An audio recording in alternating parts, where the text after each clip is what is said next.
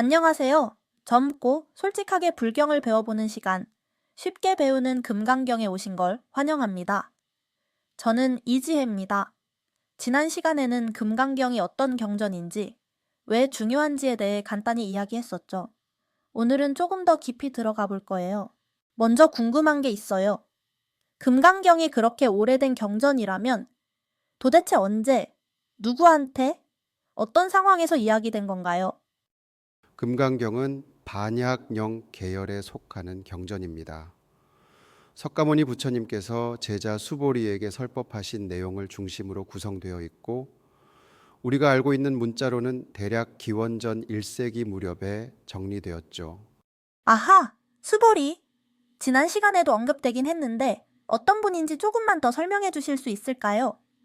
수보리는 부처님의 제자 중에서도 공의 개념을 가장 깊이 이해한 인물이에요. 아주 지혜로운 분으로 항상 조용하고 맑은 마음으로 부처님의 말씀을 받들었죠. 금강경이 질문과 답변 형식으로 되어 있는 이유가 바로 이 수보리와의 대화 형식이기 때문입니다. 그럼 이제 핵심 개념 이야기를 해볼게요. 금강경의 핵심이 공과 무아라고 하셨는데요. 이걸 현실적으로는 어떻게 받아들여야 할까요? 말이 너무 철학적이에요. 금강경이 전하는 핵심 사상은 공과 무아입니다. 모든 것은 고정되어 있지 않고 변한다는 뜻이죠.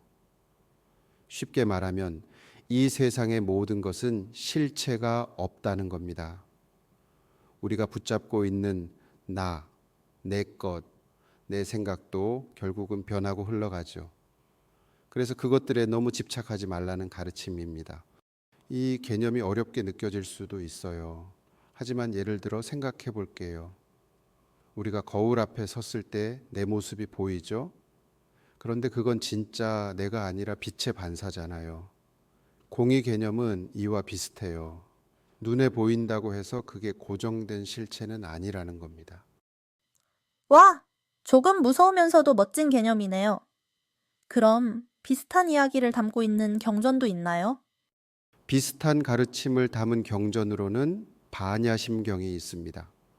반야심경이 간결하고 추상적이라면 금강경은 좀 더 구체적이고 실천적인 부분에 초점을 맞춰요. 예를 들어 남에게 베풀 때도 베풀었다는 생각을 가지지 말라는 구절이 있죠. 그 말은 선행을 하되 거기에 집착하지 말라는 의미입니다. 반야심경은 들어봤어요. 거기서도 색즉시공, 공즉시색 이런 말이 나왔던 것 같은데 맞습니다. 하지만 금강경은 똑같은 공을 좀 더 삶 속에서 실천하게 해주는 특징이 있어요. 단순히 공하다고 말하는 것이 아니라 그것을 알고 어떻게 살아야 할지를 보여줍니다. 그런데 금강경은 뭔가 실천적인 느낌이 강하다고 해야 할까요? 진짜 행동에 옮기게끔 자극하는 것 같아요. 요즘 저도 SNS 보면서 나도 모르게 비교하고 뭔가 뒤처지는 느낌에 괴롭고 그럴 때가 있거든요. 그런 저한테 금강경은 어떤 도움을 줄 수 있을까요? 요즘 시대에 금강경이 중요한 이유는 우리가 너무 많은 것에 매여 있기 때문이에요. 물질, 인간관계, SNS 비교 이런 것들에서 자유로워지기 위한 첫걸음이 바로 공의 이해입니다. 무언가를 이루기 위해 쫓기듯 살아가기보다 있는 그대로의 나를 인정하고 사랑하는 것. 그것이 금강경이 우리에게 주는 진짜 메시지예요. 정말요? 그런 생각은 해본 적이 없었어요. 있는 그대로의 나를 받아들이는 것도 수행이 될 수 있겠네요. 이 경전이 이렇게까지 마음을 다스리는 데 도움이 된다면 진짜 지금 시대에 더 필요한 것 같아요. 스님 말씀 듣고 나니까 금강경이 단순히 옛말이 아니라 지금 우리의 삶에 딱 맞는 메시지를 주는 경전이라는 생각이 들어요. 다음 시간엔 혹시 금강경에서 말하는 공을 좀 더 구체적으로 다뤄볼 수 있을까요? 예를 들면 모든 것은 공하다 라고 했을 때 그게 어떤 식으로 적용되는지요. 다음 시간에는 공이라는 개념을 중심으로 어떻게 일상에서 실천할 수 있는지 이야기해 보겠습니다. 감사합니다. 좋아요. 그럼 청취자 여러분도 오늘 들은 이야기 잠깐 곱씹어 보시고요. 다음 시간에 만나요.